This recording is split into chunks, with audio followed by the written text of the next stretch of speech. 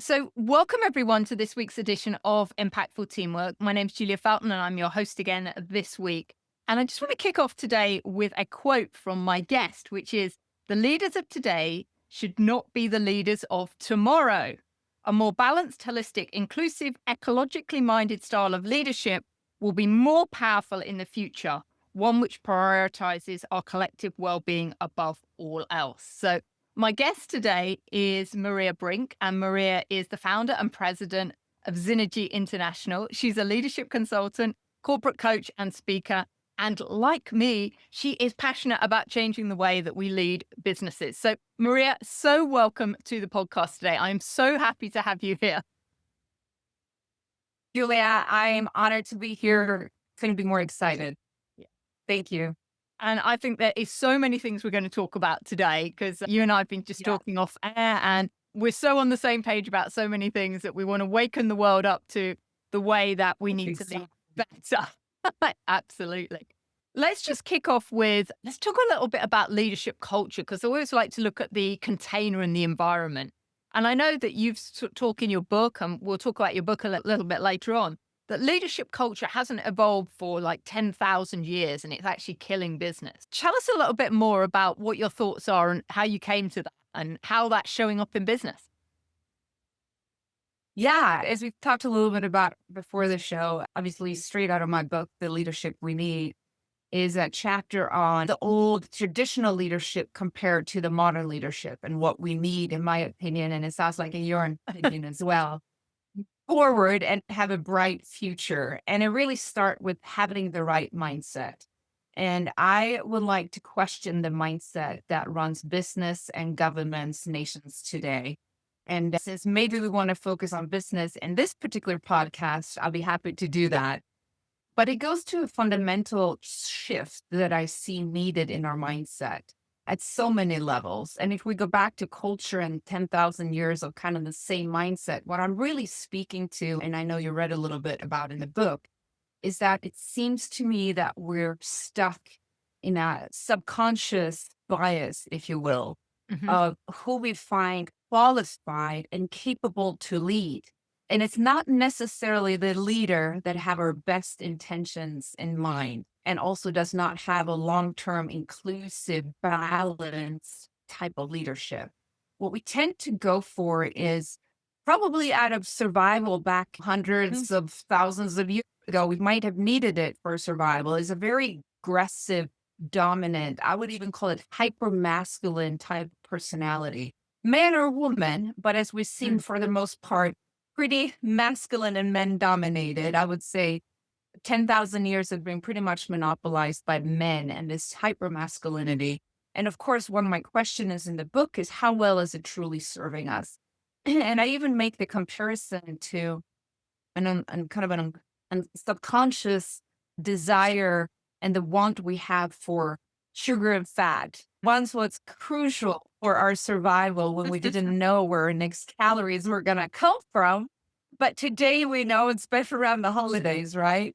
My goodness, it doesn't create well being in our lives. It even leads to disease and early death. And it just doesn't make us feel good. And it's not good for us. And I would compare it to the desire for this highly aggressive, dominant status and power desire that we see in our leaders and how it's not serving for the rest of us. And it's really very ego and self-centered type of leadership that might have been great when we had our barbarians at the gate. Yeah. We wanted to protect their tribe and we needed that alpha pumping their chest. But really today, our issues in business and nations, but in business are more complex. They need more of a complex kind of mindset to deal with them. It needs system thinking. And I can go on and on, but it was a long answer to your question. But No, that's great, because I think it's really interesting, isn't it? It's like we're always doing what we've always done. And exactly. that good It's old not a comforting being isn't it? Yeah. So what Yeah. kind of mindset shifts do you think that we need to be making that can really Yeah. help us create this sustainable future? I know you allude to, I think maybe it's 7 in your book or something like that. So just share some of those with us, Yeah. what we can do. Yeah. So there's 7 in the book. I could even say 10 to be exact, but that they fall under three pillars. So I think it'd be interesting for our audience to hear the three pillars, kind of high level. Number one, the first pillar is really about bringing in a full set of leading humanity.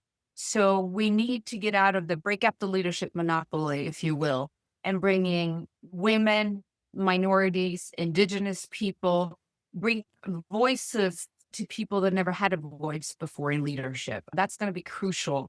Just we talked before the podcast or before the show was recorded about the importance of nature and animals and how we all depend on our survival together. And bringing in the indigenous population, they make up 5% of the world population and they sit on 80% of our ecosystem or biodiversity.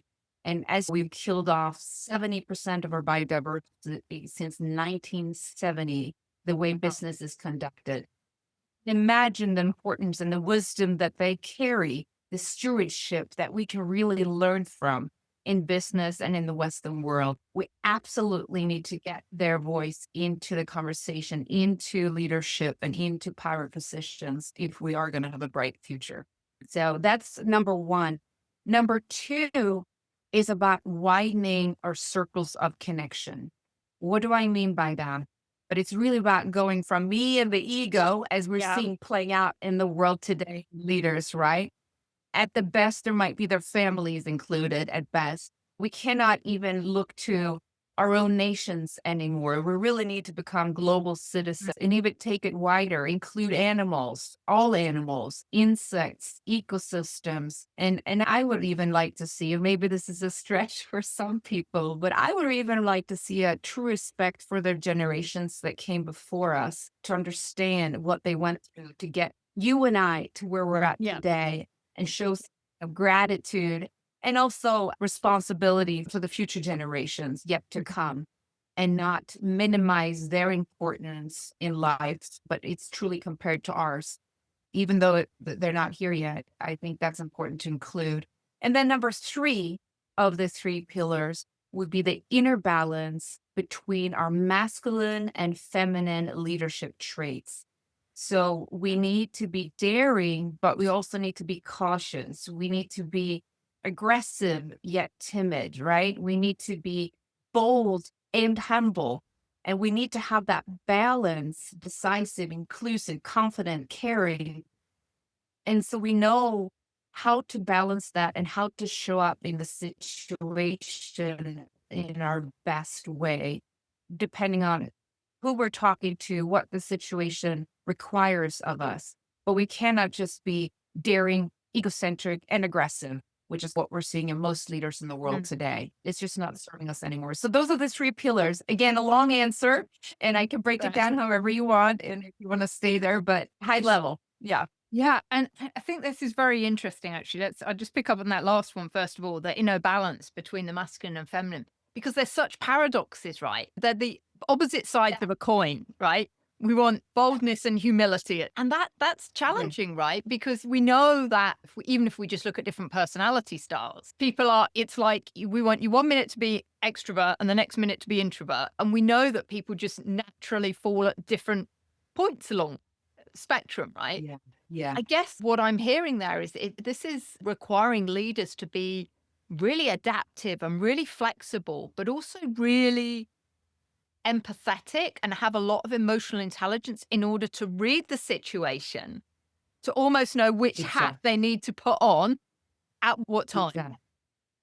Yeah. Exactly. They need a wider toolkit. And I think one thing that I think is interesting, and I agree with you, we all obviously have natural strengths and we don't want to shy away from those. No. And there's nothing, they all are gifts. But we also want to try on, to your point, different hats at different times. What's interesting with their strengths is often, depending what those strengths are and what kind of culture we grew up with and in, some are going to be more valued than others. And I think like in corporate America, of course, since we're talking about business, if you're assertive, decisive, confident, bold, that's more highly valued and incentivized versus being more possibly caring and inclusive and humble, right? So it's important that we start also to value those other qualities and traits that we have, because I would argue that the reason we're seeing this decisiveness and even overconfident is because it's overly valued. And we might have more strengths and tools in our toolkit than we might even realize, but we molded, in particular in corporate America, and I'm sure it's the same in England, to play the same tune over and over again. And I think it's just more to us than we even know ourselves. And it could even be the reason why people feel burnt out. They feel lost at work. They don't feel a lot of meaning. Maybe it's because they truly cannot bring their true self to work, but we all have to play the same tune, and it's getting really old, and it really truly is not serving us or the business. Yeah. And I guess what would be really interesting, I've been digging into a lot about AI recently and AI in the workplace. Yeah, I And heard that your last yeah, podcast, it was right. yeah. And it will be interesting to see because where a lot of those kind of get stuff done, particularly the repetitive type stuff, is going to ultimately be done by AI. Yes. We're going to need this human touch in business more than ever, Exactly. and more human connection. And Yeah. it seems to me that the leaders that are the sort of aggressive, they alienate their team members, they don't get their team members on board. Actually, we might just find that naturally they aren't so successful going forward because the skills that we need in business are now very different than the skills we needed even 10 years ago to be successful. And maybe Absolutely. that might naturally, things might naturally change that way because of that. I don't know. We'll have to wait and see. But I Yeah, I've been thinking and exactly in the same patterns where I see AI now being the task-oriented Mm, linear tool that we have that's been historically the traits that been valued the most, and now they can be replaced mm, by AI. So all of a sudden, the human touch and the feminine traits in all of us yep. becomes more interesting and more important, and kind of what AI just can't do quite yet. That Yeah. is, the whole time. Who knows? But and how that is going to be that your competitive advantage. Yeah. Absolutely. Yeah. No. Absolutely. And I think it's fascinating that I believe that's the trend that's going to happen. And I couldn't be more excited. That is hopefully some of the positive things coming out of AI. Yeah. Yeah. No, I'm really excited about the future of AI and what it brings because I think it does mean that we are going to have to see more compassion, more empathy, more critical thinking, more adaptability out of leaders. And these are all skills that if you went on a leadership training course, even 5, maybe even 10 years ago, we weren't talking about these things. We were always talking about the actual skills that people needed rather than one of my other podcast episodes I talk about, and I hate the term softer skills, which was renamed meta skills, that Mm. how these are becoming more and more important for leaders because business it's always been about relationships. In the old days, it was I remember when I was, even at school and watching my dad go to work, it was all the old boy network, right? The map. Yeah, the old boys clubs. They'll do pretty well. So it's interesting how we've seen an evolution of that. But whatever way it happens, relationships are still at the core of that, and relationships are what are going to make everything successful. I agree. My only concern with AI is that it seems to me that in the development and the design, if you will, and development and implementation of AI, we still have a very narrow mindset. Going back to that mindset and the leadership mindset that I Mm, see we need to change because we still have mostly younger men, a little bit maybe of a hot headed, want to make possibly a name for themselves, money driven, testosterone, want to crack the code, right? uh-huh. Do we truly have a mindset in the design, in the development, and in the implementation of AI where it will be safe for the future? Are we bringing in voices that are needed? Are we Mm, bringing in voices that understand the possible consequences on nature? We know it takes up a lot of energy and water. And do we really have that luxury going forward? And so it's still, I question the mindset. And of course, now they're putting it out, oh, we should use it responsibly. Why do we always put it on the end user? Why don't we put in the responsibility into early on in the design, right, of this technology? And of course, we're seeing, I believe, don't quote me on this, but I think the spending on cracking the code to get to the next generation of AI is, I think, outspent the security or the safety of AI about 20 times. Wow. So there you go. You see what's being valued and Mm, how it's possibly be used. And I, unfortunately, on that side of AI, I'm not as optimistic. yeah. And I guess Yeah. this all talks to the second pillar you were talking about, which is widening the circle of connection, right? Is making sure that we've got enough different voices in there.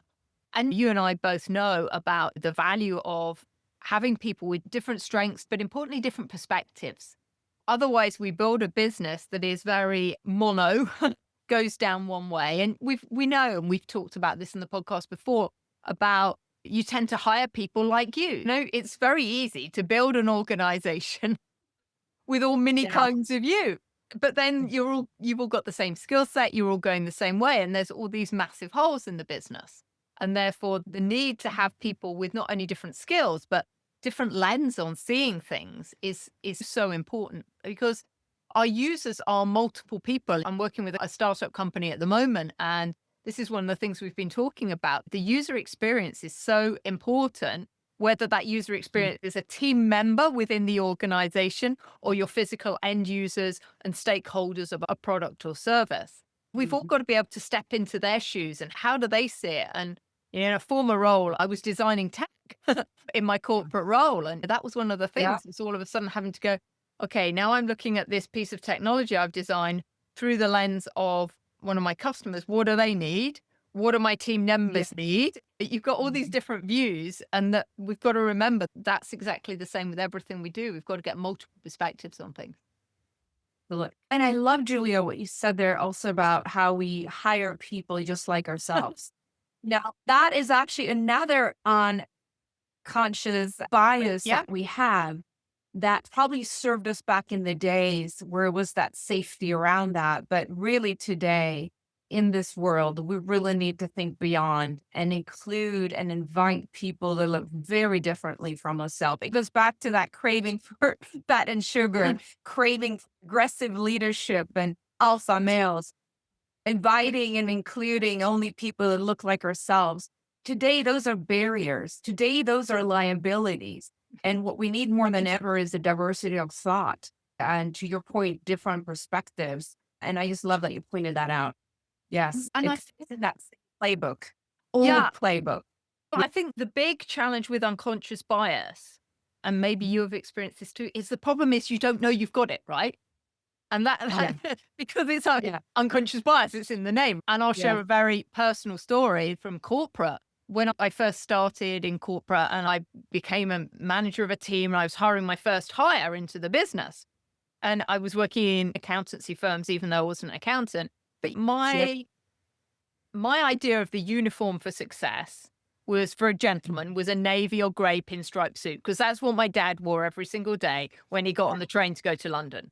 So I'm interviewing and I've had these CVs and I've reviewed them and I've got some amazing CVs coming up. And I go out to meet this gentleman and I've looked at his CV. It's like, this will be amazing. And he's wearing a plum colored suit. And in that moment, I couldn't hire him. Now, I didn't know about unconscious bias back then. Early on in my career, I'd never even heard of these terms. But I remember it was the most painful 45-minute interview because in my mind, I was like, I just can't take you seriously. The color of your suit is all wrong. And I think this is part of the problem that we've got around mindset is people don't actually know they've got it because the unconscious bias we pick up prior to the age of 7 when we're growing up. It's what we see in our early years and it's the programming that's gone in. You don't even know until Exactly. And I actually listened to that episode. That fabulous. Exactly. I love that. It- it's crazy how much it holds us back without us even knowing it and the price of that. So thanks for bringing that to the forefront and giving a perfect example of how that actually looks like in reality. And I think this is our job, isn't it? Is to make people aware that we Yeah. do have these unconscious bias going on in leadership, in business. And there is a different way to do things. But until people become aware of it by people like you and me talking about stuff like this, they don't know what they don't know. And we all have it. It's not like somebody has it and somebody doesn't. We Yes. all are fighting these, and we all are working on progress on these. So there's no point in shaming anybody No. or make somebody feel like worse than any, or we're on this together. But we need to bring awareness to it, to your point, and talking about it is definitely helping and come up with some tools on Yeah. how to get less of it. Yeah. Yeah. Because it truly is on so many levels. Absolutely. Yeah. So I just wanted to change tack for a minute because I know there's something I always love it when I read books and I learn something. So you talk in your book about a polycrisis. So perhaps you could explain, because I'd never even heard of this term before. What is a polycrisis? What's going on and what can we learn from this? What do we need to be aware of around this Yes. term? Yes. To start might be interesting for your audience to hear my thoughts on why we are in a pulley crisis and then what it is. Yeah. So why I believe we are in a pulley crisis is actually a direct effect of 10,000 years of monopolized leadership and decision making, where we've had these hyper masculine men. I can give you the numbers on what we're seeing in today, and it's still monopolized by men, top positions, business, nations, all world religions. I can go on and on, but directly causing the pulley crisis we're in, because that kind of mindset is just not serving us. It doesn't bring out a long term perspective, like we talked about before the show. It doesn't include the well being of all the people. It doesn't include fairness. It doesn't have a component of too much compassion and caring for people or animals or nature, et cetera, et cetera. So that I believe is direct cause of our polycrisis that we're Hmm. seeing in the world today. And what is the polycrisis? The polycrisis is, and it's a term also you might have hear the term metacrisis, polycrisis, metacrisis, same thing. It's truly a crisis that we have on so many levels. One of the most talked about is obviously climate change. We know we have the science, we have the data. There's no debate that we're in a climate change crisis, and we're currently in it because we already have millions of people suffering from it around the world. Right here in Colorado, we have wildfires. They're out Mm. of control. I was just in communication with the local chief here, and they did not train the type of fires that we're seeing today. So this is not political. It's just a true fact. And anybody who is paying attention to our weather, we can tell it's more and more extreme when it snows more. When it's a drought and no snow, it gets really dry. When it's windy, it becomes more and more windy. We've been without electricity here in Boulder, Colorado, on and off in December, which is just not normal. I was like, even worried about this podcast because I thought if the electricity goes out, that would not be good. No. Since I'm here. And so that's one of them. We also have, speaking of AI, we don't really have international regulations and policies on AI yet. And I think that is a crisis waiting to happen in itself. We also have very limited, if possibly none, regulation on biotechnology and what we can do with DNA editing and et cetera, et cetera. That is a crisis in itself. We have an escalating nuclear threat happening, and obviously that's a crisis. And then we have the crisis we've had for a long time being wars. The fact that we have wars today, really, Yeah. it's mind boggling. How have we not evolved and got further to understand we really can do better than this? And those are some of the crises. And then, of course, we still have poverty. The fact that we have poverty and children dying of diseases that we can treat is also mind boggling. So we have all of these, and it's actually by choice and design. It's not like we need to have it this way. And that goes back to that monopolized mindset that it's not serving us. And it goes back to my direct blaming, if you will, this monopoly, because we all know that monopoly is rarely a good thing. Yeah. And here we are. Yeah. So should we be surprised? No. And then, Julia, we hear things like, oh, Maria, you're being so naive. We've always had wars and will have wars, and it's just human nature. Is it really? Is that really our human nature? No. That is the nature of these type of leaders that led us through history and are in the history books and are names that we all know that rarely did a good thing for humanity. We have a few exceptions, Mandela, Gandhi, Mother Teresa, of course, but they're few and far between. And we need more of those kind of leaders if Yeah. we are to have a bright future. So it's not human nature. And the fact that we never had that feminine valued and incentivized in leadership, and the fact that we never had women valued in leadership shows that half of humanity is not even included in leadership and in the humanity that Mm. we see in the world and the decisions that being made of going to war, et cetera, instead of creating alliances and relationships and that we're all in this together. So it's not human nature. It's a hyper masculine nature of men nature, not human nature. Yeah. And it's really interesting, isn't it, actually, when we actually look to nature and the animal kingdom. I'm thinking actually about the herds of horses at the moment. They really have understood the importance of sharing the leadership. In a herd of horses, the leadership is shared between the lead mare and the lead stallion, right? So there's that, you get that balance of masculine and feminine energy. And everyone, when we're talking about masculine and feminine energy, that isn't necessarily gender specific, as in women can be highly masculine in their energy and gentlemen can be highly feminine in their energy. So it's Absolutely. not a gender. And I think a lot of people get a bit confused about that. That's why I just wanted to highlight that to everyone listening, that we're not having a pop at men here. It's the energy of the leader. No, different terms. Exactly. I wish we had some different terms. Sometimes let's say linear and nonlinear, but I Yeah. don't even know if that's no, but Yeah. I agree with you. Is that about genders No. specifically? No. Yeah. And so I think this need for, perhaps it is that we have to move towards this model of shared leadership where, Yes. because we know that no one leader can know everything nowadays. There are days the factory, then probably the factory manager did know everything in those days. But nowadays we're just Absolutely. inundated with information and everyone is so empowered to know whatever they want to know. Anyone can go, that's got a computer access anyway, can go onto the internet and find out stuff. In the old days, that knowledge was power. It's not really power anymore. The power comes actually from taking the knowledge and doing something actionable and useful with it in the workplace, Yes. even in life. But about horses and animals and how we can learn from their type of leadership. That reminds me, as you also read in the book, about my time in Congo and Yeah. working with chimpanzee. Because what's fascinating, if you look at chimpanzees, so we separated from chimpanzees as and now, of course, I don't have it on top of my head. I would say probably about 4 million years ago. Maybe it was 2 to 4 million years ago. Chimpanzees also developed a highly aggressive alpha male type of leadership for their community. And it's still the type of leadership in chimps today. And I saw it, of course, firsthand Yeah. in Cameroon when I got to live and work with them. What's interesting is that they also create wars between tribes, and they are also even, and as Jane Goodall was so sad to see, but they even kill each other. So they have that leadership just like humans do. What's interesting is that there are also other close cousin is the bonobos.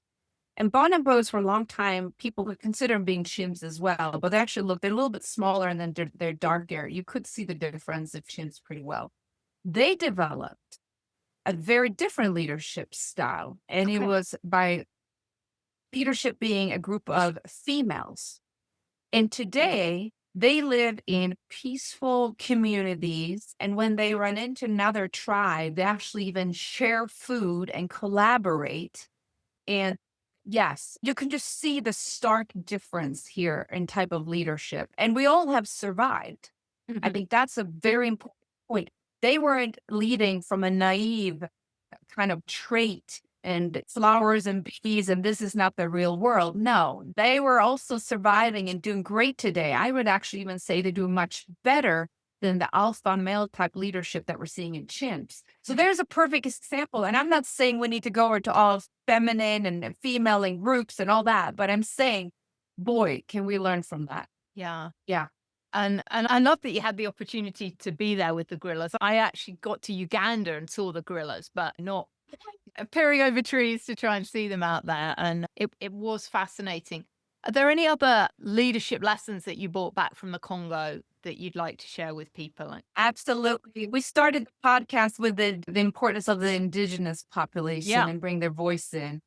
Not only do they have, in my opinion, the absolute right perspective, they see nature, all animals, ecosystem, insects, all of it. We're all in big extended family. And I think that is so beautiful to have that perspective because we're truly one. And I think we should bring that into business and hold that presence and that perspective. They also obviously have very different type of meetings. They don't have the alpha male, if you will, coming in very bold and decisive and confident and speaking to his new idea and everybody, yes, sir, that sounds Mm. great. Yes, yes, that sounds great.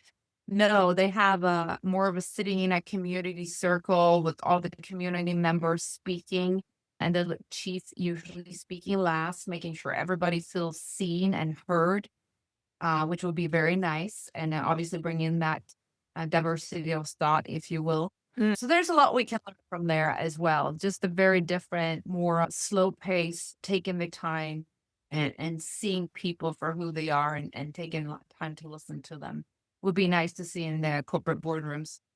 Yeah.